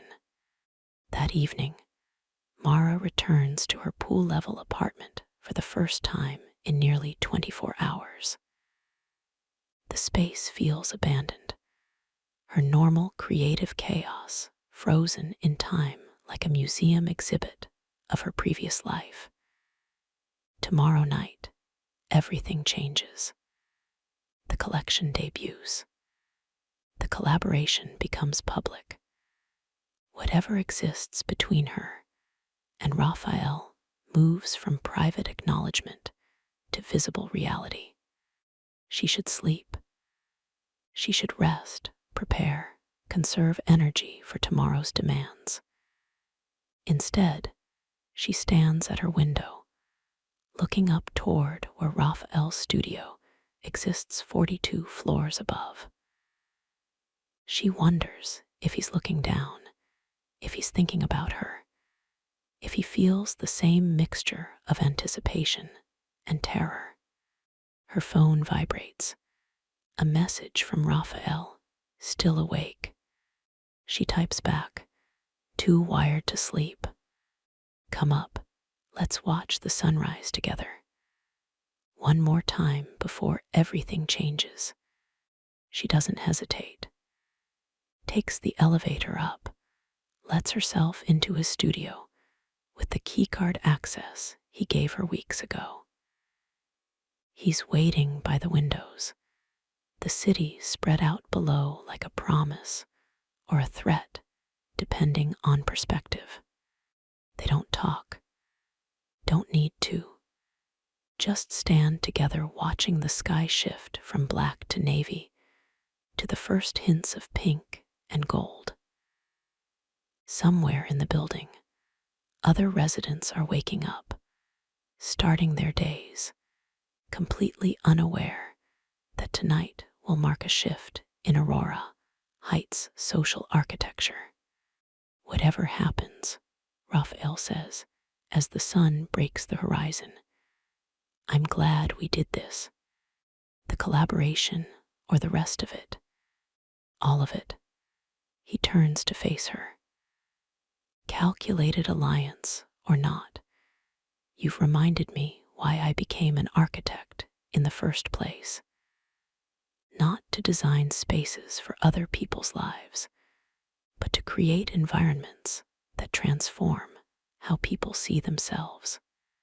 Mara feels something unlock in her chest, a tension she didn't know she was carrying. That's what I've been trying to do with fashion. Create garments that don't just cover bodies, but reveal the person someone is capable of being. Then tonight, Rafael says, we show them what we're capable of being. Together. The sun climbs higher, flooding the studio with light. Mara returns to her floor to finally attempt sleep. Tomorrow, tonight, the launch happens. The pact they made ends. A new one begins. Aurora Heights watches and waits, the tower itself seeming to hold breath in anticipation.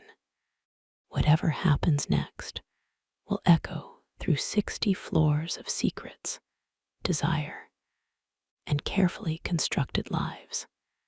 The question is whether that echo will be triumph or devastation. By evening, everyone in the building will have their answer. Part 5, The Launch. Skybar begins its transformation at noon. Rafael's design team arrives with precise efficiency, converting the already stunning space into something transcendent. Lighting technicians install custom fixtures that will make fabric appear to float in midair. Fabric panels in colors that echo Mara's collection drape strategic walls, turning the room into a three-dimensional canvas. The bar itself becomes a sculptural element, backlit to create atmospheric glow rather than traditional functionality. Mara arrives at 2 to oversee the installation of her collection. Each garment has been placed with architectural precision, displayed not on traditional mannequins, but on custom forms Rafael designed specifically for this event. The forms are minimalist, almost invisible, allowing the clothes to appear suspended in space, architectural and ephemeral simultaneously. The signature gown, the liquid smoke piece made from Rafael's light reactive fabric, occupies the central position. Under the custom lighting, it seems to shift and breathe, color transforming based on viewing angle and ambient light. Mara stands before it, feeling the same mixture of pride and vulnerability that accompanies all creative exposure. It's perfect, Rafael says from behind her. She turns to find him dressed for the evening already, black suit tailored with the precision he applies to everything, white shirt open at the collar. He looks devastating and completely in control, which makes her acutely aware of her own appearance: jeans and a work shirt, hair pulled back, no makeup. The designer still in preparation mode rather than presentation. I should go get ready, she says. You have time. He moves to stand beside her, both of them studying the gown. Are you nervous? Terrified, she glances at him. You. Same. Raphael's hand finds hers, fingers intertwining in the gesture that has become their private language. But we did the work. The collection is extraordinary. The presentation is flawless. Whatever happens tonight, we created something that matters. Mara squeezes his hand once before releasing it. Presentation team members are moving through the space, making final adjustments. This isn't the moment for obvious intimacy, not when so many eyes are watching, cataloging, drawing conclusions that will spread through the building before the event even begins. She returns to her apartment at 4, giving herself 3 hours to transform from designer to the face of her own collection. The process is methodical, almost meditative. Shower. Hair styled in loose waves that suggest effortless glamour while actually requiring significant effort. Makeup applied with editorial precision, smoky eyes, nude lips, skin that appears naturally flawless through careful construction. The dress she has chosen for herself is from the collection, but not part of the official presentation. A gown in deep emerald silk that moves like water, structured to suggest power while revealing strategic vulnerability. It's a piece that commands attention without demanding it, confident enough to let the collection speak for itself while ensuring she won't disappear into the background. By 6:30, she's ready. Looks at herself in the full-length mirror and sees the person she has been constructing for years. Successful designer, fearless creator, woman who belongs in spaces like Aurora Heights without apology or qualification. But underneath that construction lives someone else. The girl who sewed her first dress in a cramped apartment with fabric she couldn't afford. The woman who has loved too hard and lost too much. The artist who still sometimes wakes up terrified that everything she has built will dissolve like mist. Tonight, both versions of herself will be visible. The question is which one people will choose to see. The elevator to the sky bar is empty when she enters.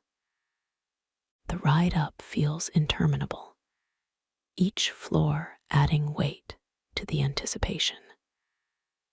When the doors finally open on 45, she steps into the transformed space and feels her breath catch.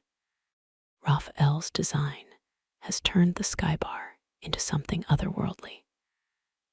The lighting creates pools of warm illumination that make the garments appear to glow from within. The fabric panels shift color as she moves, creating a sense of dynamic space rather than static gallery. The city visible beyond the floor-to-ceiling windows serves as dramatic backdrop. Elysium City's lights beginning to emerge as dusk approaches. Raphael stands near the central gown, talking with someone Mara doesn't immediately recognize. When he sees her, he excuses himself and crosses the space with purposeful stride. "You look stunning," he says, voice low enough that only she can hear. "So do you." She glances around the still empty space. "It's perfect, Raphael. Better than I imagined. We're not done yet." He gestures toward a section of the room she hasn't noticed before. A quieter corner with 2 chairs positioned to overlook both the collection and the city. "I thought we might want a few minutes before everyone arrives to remember what this felt like before it became public." They sit together as the sky transitions from blue to purple to the deep navy of approaching night. Staff members move through the space doing final preparations, but they're essentially invisible, trained to provide service without intrusion. 13 days, Mara says quietly. That's what we agreed. The pact expires tonight. So it does. Rafael turns to look at her. Any regrets? About the collaboration? None. About the rest? She trails off, trying to find words for the complexity of what she's feeling. I'm terrified of what happens next. After tonight, after we can't use work as an excuse to be together. When it's just us, without the strategic alliance protecting us. Protection is overrated. Rafael's expression is serious, more vulnerable than she's seen before. I've spent 10 years protecting myself from feeling anything real. It's made me successful and empty. Whatever risk comes with this, with you, it's worth more than safety. Mara wants to respond, to match his honesty with her own. But movement near the elevator catches her attention. The first guests are arriving. The next hour unfolds in choreographed social performance. Residents of Aurora Heights emerge from elevators in carefully curated evening wear, each outfit a statement of wealth, taste, and personal brand. They circulate through the space with the kind of casual confidence that comes from always being welcomed, always belonging, always mattering. Mara recognizes faces from previous tower events, from elevator encounters, from the complex social web that defines life in Aurora Heights. Livia Van Arden arrives in a gown that probably cost more than most people's cars. Her political power evident in the way others gravitate toward her orbit. Dorian Hale appears with his character.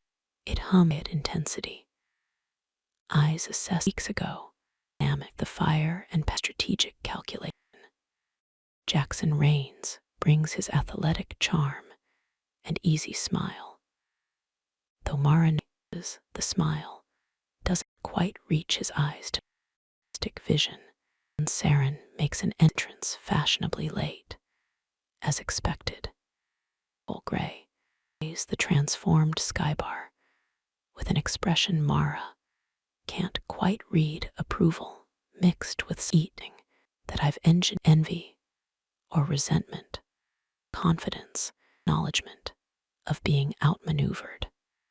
Rafael grows quiet, examining the collection, his nerve, varying degrees of genuine interest and social expectation.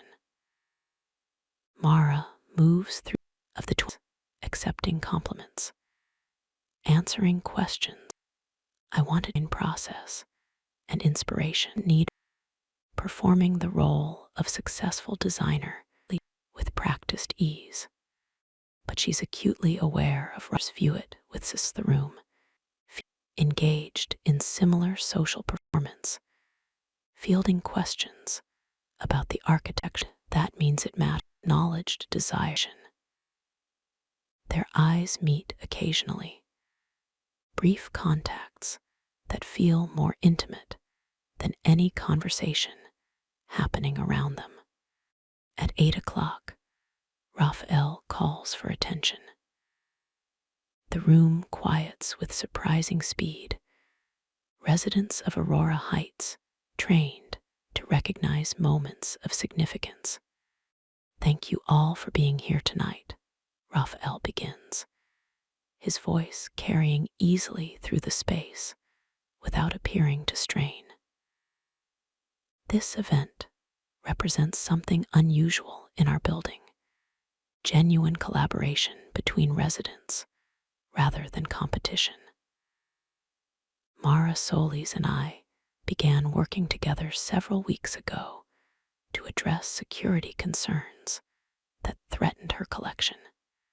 What started as strategic alliance evolved into creative partnership that has challenged both of us to push beyond our individual capabilities. Sketches of interiors, every statement land. Mara feels her heart racing, aware that he's about to make their collaboration wrong and possibly more. 20 minutes later, the garment I've been trying to do represent Mara's extraordinary vision, Rafael continues. But they're presented within an architectural context we designed together, each element informing the other. Fashion and space, fabric and structure, individual creativity and shared purpose. These aren't separate elements. They're integrated expression of what becomes possible when talented people choose collaboration over isolation. The applause that follows is polite, but genuine. Several residents look between Rafael and Mara with new understanding, pieces clicking into place about the time they've been spending together, the synchronized arrivals and departures, the obvious chemistry that neither of them has been able to fully disguise. Mara steps forward to add her own remarks. I came to Aurora Heights 2 years ago to escape being invisible, to claim space and recognition for work I created rather than letting others take credit. Tonight is possible because Rafael saw value in partnership rather than viewing me as competition. The pieces you see represent my design, but they exist in this space because of his vision and support. This is what we can create when we choose to build together rather than tearing each other down. More applause, warmer this time. Mara catches Victor's expression, thoughtful, calculating, perhaps reassessing his earlier attempts to create obstacles. The formal presentation concludes, and the event shifts into social gathering. Music begins, subtle and sophisticated. The bar opens, serving drinks that probably cost more per glass than most people's entire evening out. Residents cluster in shifting configurations, alliances and tensions playing out through proximity and conversation. Mara finds herself surrounded by admirers, people wanting to discuss the collection, to commission custom pieces, to associate themselves with what they can already sense is significant creative achievement. She navigates the attention with grace, making mental notes of serious interest versus social performance. Across the room, Rafael is similarly engaged, though she notices several women finding excuses to touch his arm, to stand closer than necessary, to make their interest abundantly clear. A flicker of something that might be jealousy surprises her. She has no claim on him beyond their professional collaboration, no right to feel possessive about attention he receives. But the feeling persists anyway. The evening progresses. Guests gradually depart, returning to their individual floors, already composing social media posts and private messages about what they witnessed. By 10 o'clock, only a handful of residents remain. By 11, the space has emptied completely, except for Mara, Rafael, and the installation team beginning to break down the presentation elements. They work alongside the team in comfortable silence, carefully packaging each garment, dismantling the custom displays, transforming the skybar back into its regular configuration. By midnight, the last team member departs, leaving them alone in the space that no longer shows evidence of the evening's transformation. "We did it," Mara says, exhaustion finally catching up with adrenaline. "We did." Rafael moves to stand beside her at the floor-to-ceiling windows. The city spreads below them, alive with light and movement. Millions of individual stories unfolding in ignorance of what just happened 45 floors above. "Your collection is going to change everything for you. I heard at least a dozen commission requests, and that's just what I overheard directly. The architectural integration made that possible. The designs made it inevitable. I just provided context." He turns to face her. 13 days. The pact officially expires at midnight tonight. Mara checks her phone. "We have 6 minutes. Any final thoughts on our strategic alliance?" "Yes." She sets her phone down, gives him her full attention. "It was never actually strategic. Not from the moment I walked into your studio that first night. I was attracted to you immediately and told myself I could control it through professional boundaries and clear contracts. But you can't collaborate that intimately with someone without it becoming personal."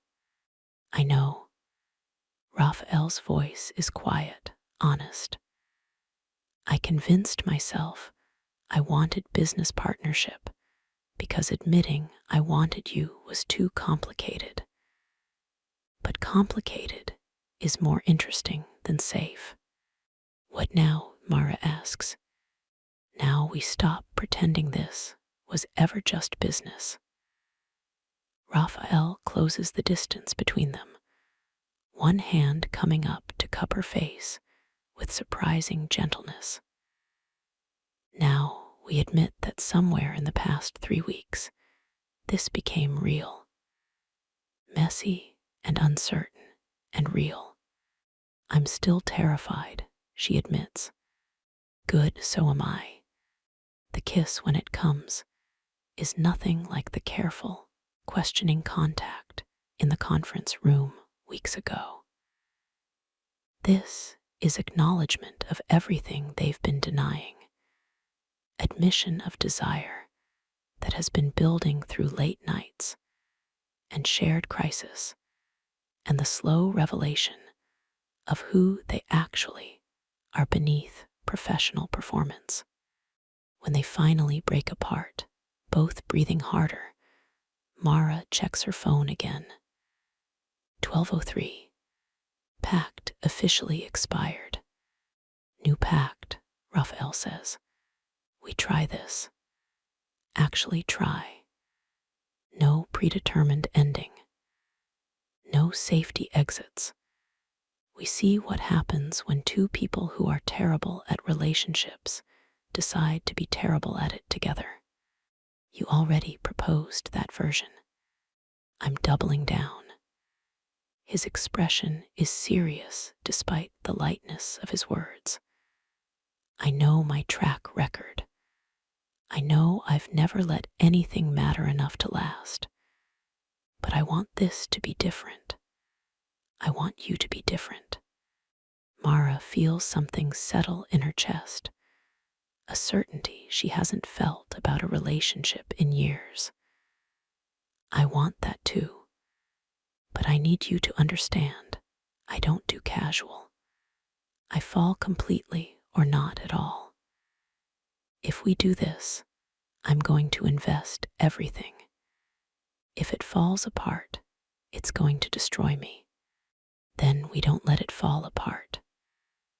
Rafael pulls her closer, arms wrapping around her waist. We choose different. We build something that lasts because we both decided it matters more than our fear. It should sound naive. Instead, it sounds like the most honest thing anyone has said to her in years. They stay in the sky bar until nearly 1 in the morning, sitting together by the windows, talking about everything and nothing. The conversation drifts from past relationships to future plans, from creative ambitions to the simple pleasure of being understood by someone who speaks the same aesthetic language. Eventually, they take the elevator down together. They pause at Mara's floor, the question of where the night goes from here hanging between them. Stay, Mara says, not a question, an invitation. Rafael follows her into the apartment she hasn't fully cleaned in weeks, past the fabric chaos and abandoned sketches, into a bedroom that reveals more about her than any carefully curated public space could. They don't rush. There's no urgency now that denial has ended. Just slow exploration, clothes removed with patient deliberation, the kind of intimate discovery that only happens when people choose to be fully present with each other. What follows is neither performance nor conquest. It's conversation in a different language bodies, communicating what words can't fully capture. Vulnerability exchanged through touch and trust, and the willingness to be completely seen. Afterward, they lie tangled together in Mara's bed, the city's ambient light filtering through windows she forgot to cover. Rafael traces patterns on her shoulder, some architectural principle she doesn't understand, but finds beautiful anyway. I'm still terrified, Mara admits into the darkness. Me too. Rafael's voice is quiet, honest. But I'm more terrified of walking away and spending the rest of my life wondering what this could have been. Mara turns to face him, studying his features in the low light. So we do it. We try. We accept that it might be a disaster and do it anyway. Eloquently stated. She laughs, the sound surprising her. I'm a designer, not a poet, just like you're an architect, not a romantic. Maybe we can learn. Rafael pulls her closer. Maybe that's what partnership actually means. Teaching each other the languages we never learned on our own. They fall asleep like that, wrapped around each other. Two people who spent years protecting themselves from exactly this kind of vulnerability, now choosing it deliberately. The tower breathes around them. Climate systems cycling, security cameras, recording empty hallways. The building itself settling into late-night quiet. Elia's gray sits at the concierge desk, far below, reviewing the evening's events through security feeds and personal observation. He makes his final notation. Launch event successful. Alliance confirmed as relationship. Long-term trajectory uncertain, but commitment appears genuine. Continued observation recommended. The city beyond Aurora Heights continues its endless movement, unaware that somewhere on the pool-level floor. Two of its residents have just made a decision that will ripple through the tower's social architecture for months to come. Morning arrives with gentle insistence. Mara wakes to find Rafael still beside her, sleeping with the kind of complete relaxation that suggests he feels safe here. She studies his face in the early light, cataloging details she's been too careful to notice before: the way his hair falls across his forehead, the precise angle of his jaw, the vulnerability that only appears when conscious control releases. She doesn't want to move, to disturb this moment, to return to the complexity of what comes next. But reality doesn't pause for contentment. Raphael's eyes open, immediate and alert despite obvious exhaustion. Morning. Morning, Mara brushes hair from his face. Sleep well. Better than I have in years. He captures her hand, presses a kiss to her palm. What's our plan? For today, for life, for this thing we just committed to that terrifies us both. Yes to all of the above. Mara considers. Today we deal with the aftermath of the launch. I have commission requests to follow up on, my team to debrief, a dozen logistical details. You probably have similar obligations. Agreed. What about the rest? The rest we figure out as we go. She meets his eyes. But I want to be clear about something. I don't want this to be secret. I don't want to hide or pretend we're still just professional collaborators. If we're doing this, we do it honestly. The tower is going to have opinions. The tower always has opinions. Mara sits up, sheet pooling around her waist. But I didn't survive this long by letting other people's opinions control my choices. If we're together, I want that to be visible. Real. Raphael sits up as well, reaching for his clothes from the floor. Then that's what we do. We acknowledge what this is publicly and deal with whatever consequences come. They dress in companionable silence, the morning routine feeling surprisingly natural despite novelty.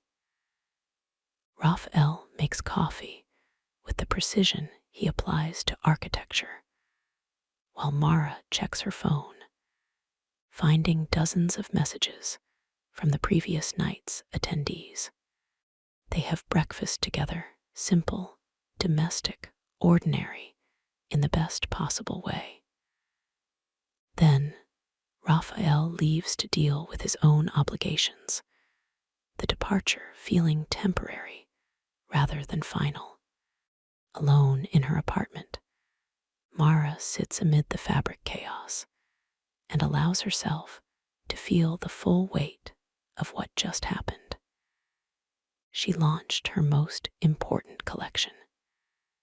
She publicly acknowledged creative partnership with one of Aurora Heights' most prominent residents.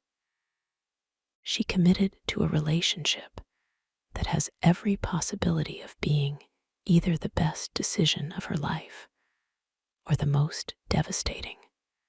Her phone rings. Her lead seamstress, voice bright with excitement, talking about commission requests and media interest and opportunities that seemed impossible just days ago. Mara takes notes, makes plans, begins navigating the professional success she has spent years working toward. But underneath, the professional achievement runs something more valuable. The feeling of having chosen vulnerability deliberately, of having risked emotional safety for the possibility of genuine connection. Aurora Heights exists to facilitate transformation, to provide space where people can become different versions of themselves. Mara Solis arrived at this building 2 years ago, trying to escape invisibility.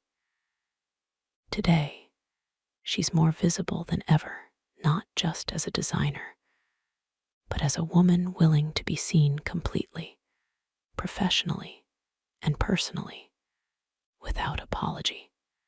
The tower watches, observes, waits to see what happens when 2 of its most guarded residents choose to stop protecting themselves.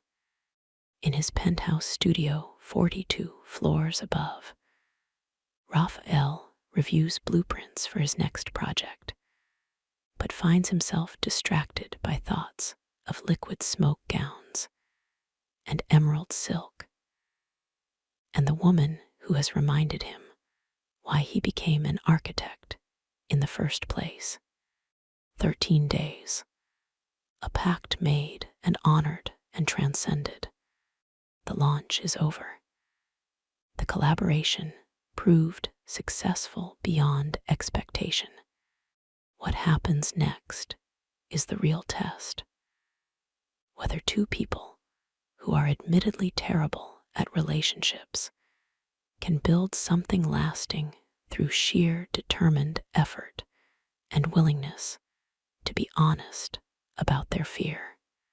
The answer won't come today, or tomorrow, or even next month, but for the first time in years, both Mara and Rafael are willing to wait and find out. Aurora Heights settles around them, 60 floors of secrets and desire, and carefully constructed lives. Another story concluded, another beginning unfolding. The tower never judges. It simply provides the stage. What happens next is always up to the residents themselves, and that, ultimately, is both the promise and the danger of living in a place where privacy can be bought and silence can be controlled.